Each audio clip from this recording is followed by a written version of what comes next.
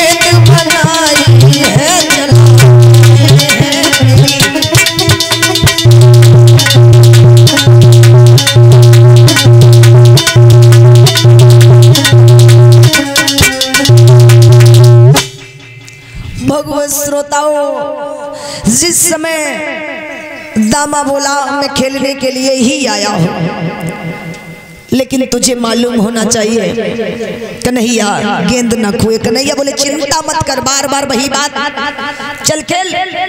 आज भैया कालीधा पर भगवान श्याम सुंदर ने खेल रचाया, क्योंकि भगवान कन्हैया की चालाकी थी। ऐसा ही नहीं, सभी माताएं ताली बजा करके बोलेंगी,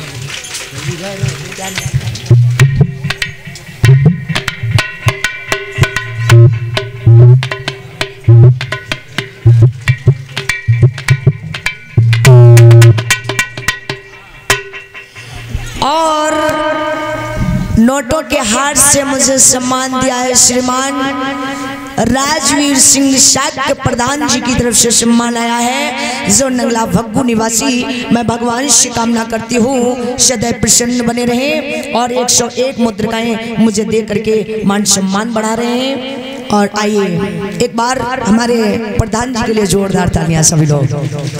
क्या बात है, बोलिए वृंदावन बिहारी लाल की।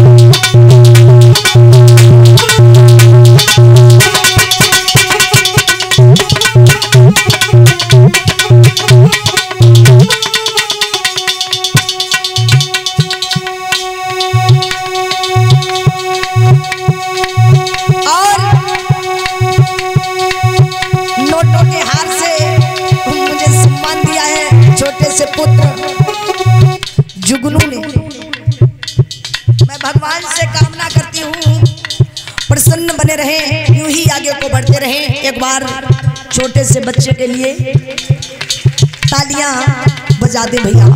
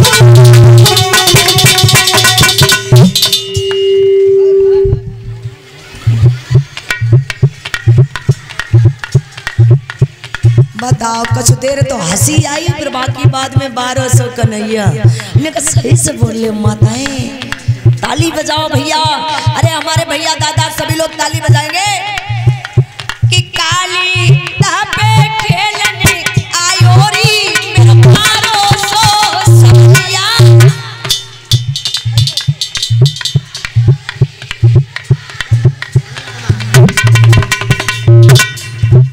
और नोटों के हाथ से सम्मान दिया है सुनील कुमार भैया ने। मैं मंगलमय की कामना करती हूँ, परिवार में खुशियां बरसती रहें। तालियां हो जाएं एक बार।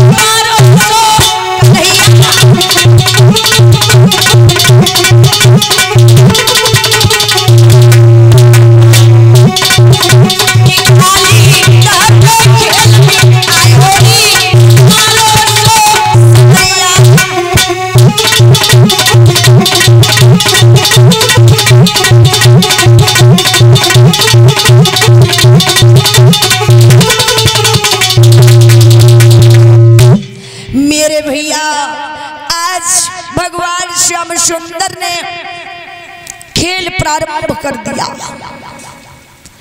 और भगवान कन्हैया खेलते रहे, ग्वाल बालों को खिलाते रहे। लेकिन उनकी चालाकी क्या थी, भगवान कन्हैया ने क्या किया, गेंद को खेलते ही खेलते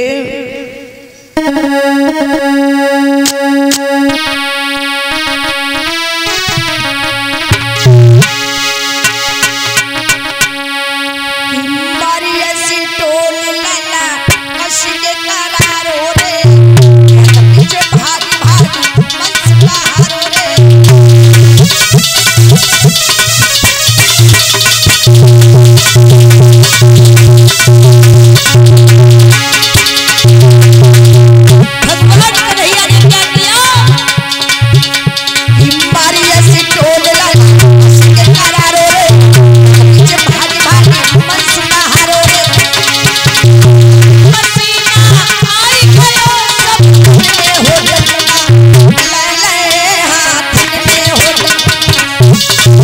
मेरे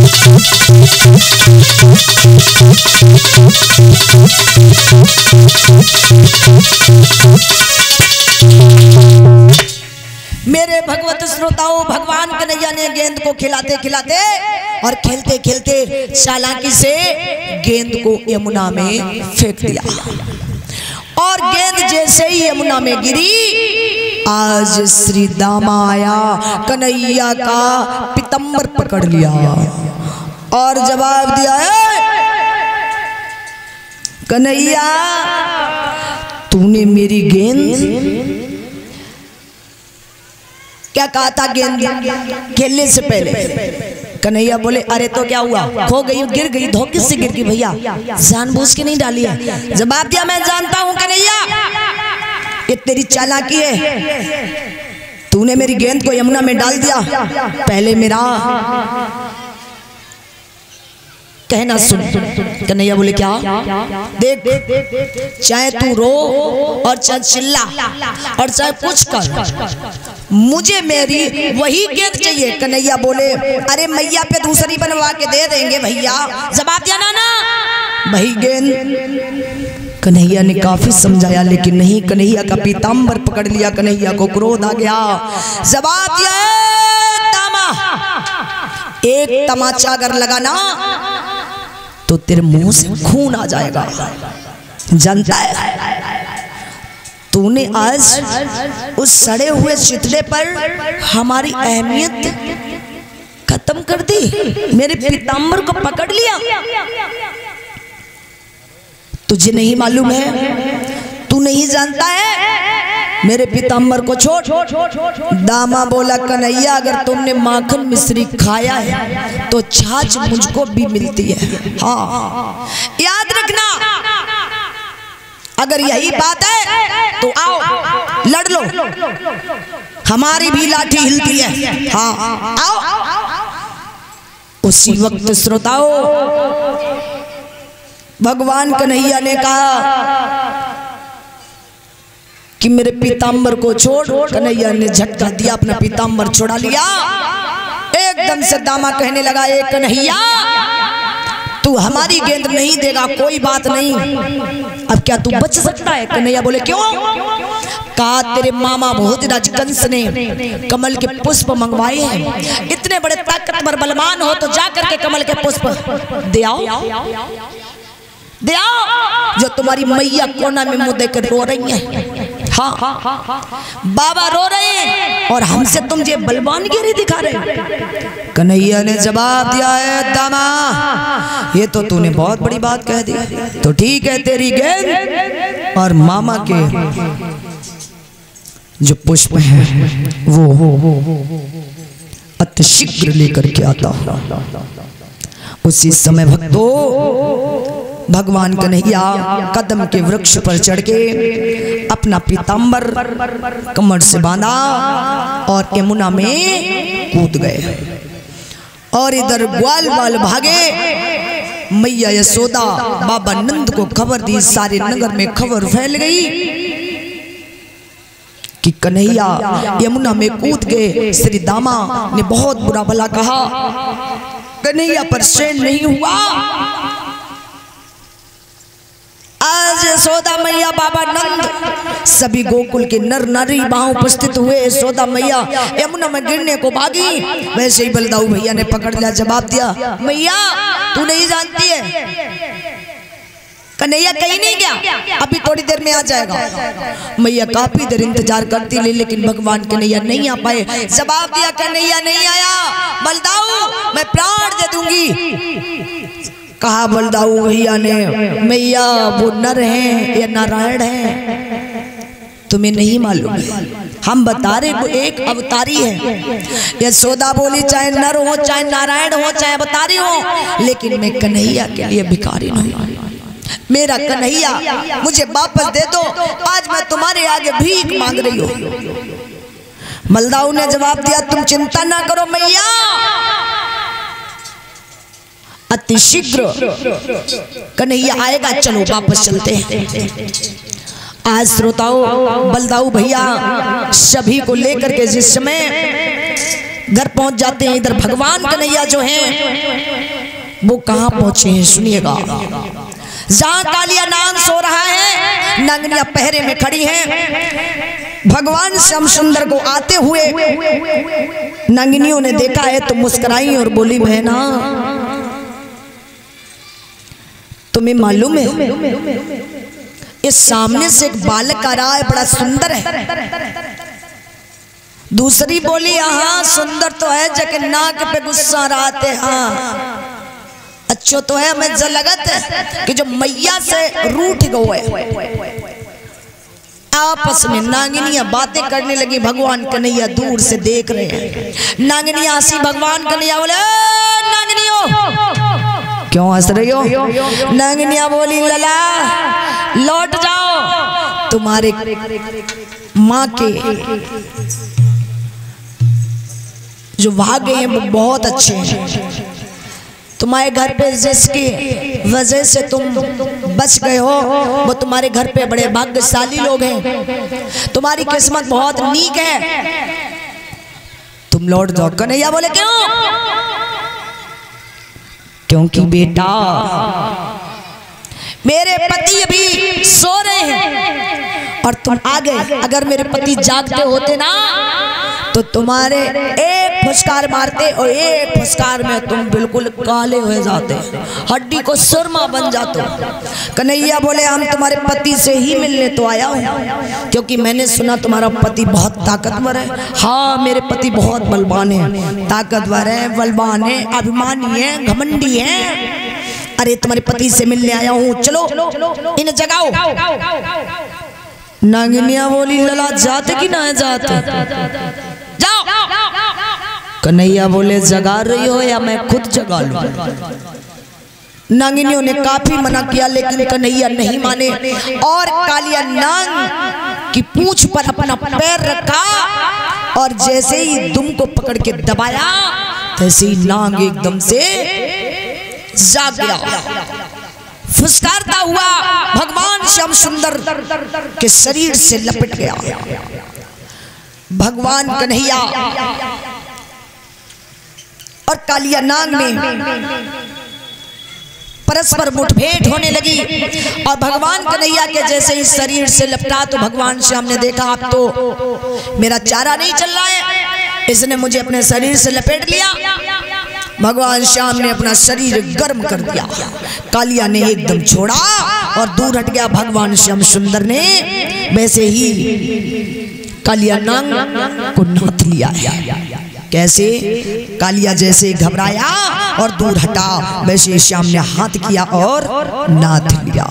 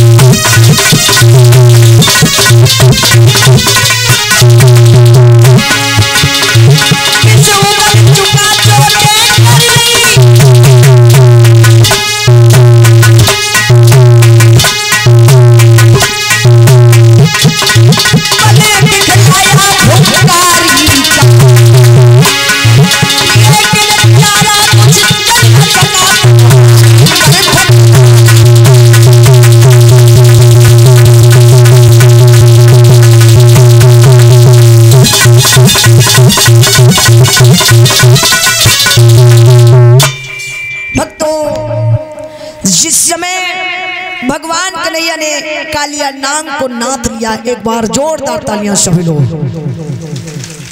बोलिए कन्हैया लाल की। तो श्रोता बंधुओं, इधर कालिया नाग के मुख से खून और विष जैसे ही वह करके यमुना जी में चलाए तो यमुना की धारा लाल हो गई और कालिया नाग पहचान गया कि यही भगवान है।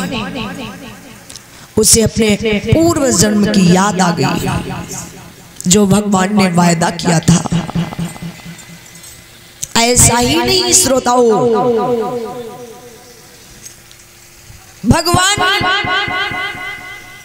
कन्हैया के आगे कालिया नाग ने हाथ जोड़े और नागिनियां हाथ जोड़ के सामने आई और क्या कहती है, मेरे पति को छोड़ दो।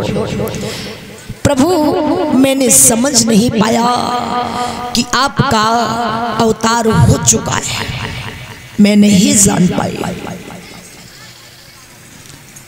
क्योंकि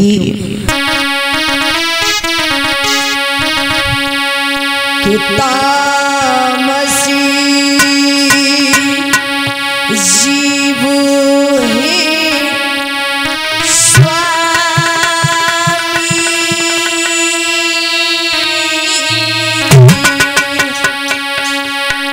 और तुमको नमो।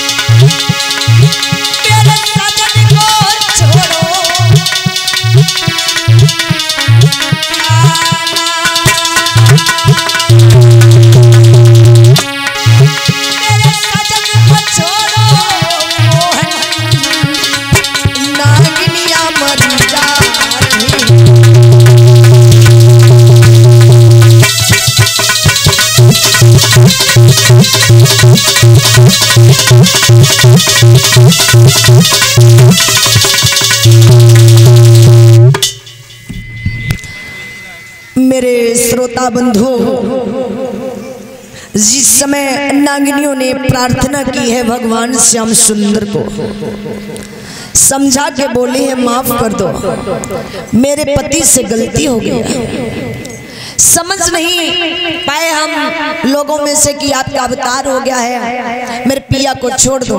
भगवान श्याम सुंदर बोले ठीक है, हे नागिनियों, तुम्हारे कहने से मैं तुम्हारे पति को छोड़ रहा हूँ, तुम्हारे पति को प्राण दान दे रहा हूँ, लेकिन तुम इस कालीधा को छोड़ करके रमणक द्वीप पर जाओगे।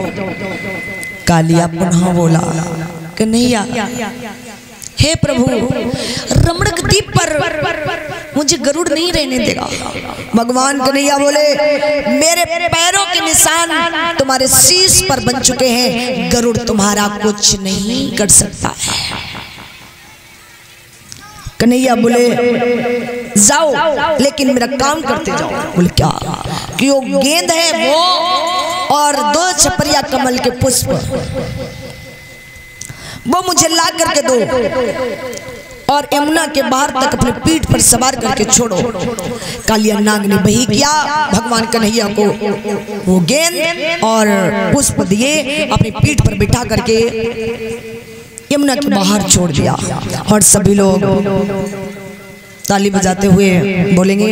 और हाँ, इसी के साथ साथ में एक बात और भी बता दें, भगवान कन्हैया ने वो कमल के पुष्प जो थे वो जा करके भोजराज कंस के लिए भिजवा दिए।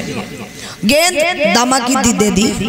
भगवान श्याम सुंदर अपनी मैया के पास गए, मैया ने अपने पुत्र को सीने से लगाया।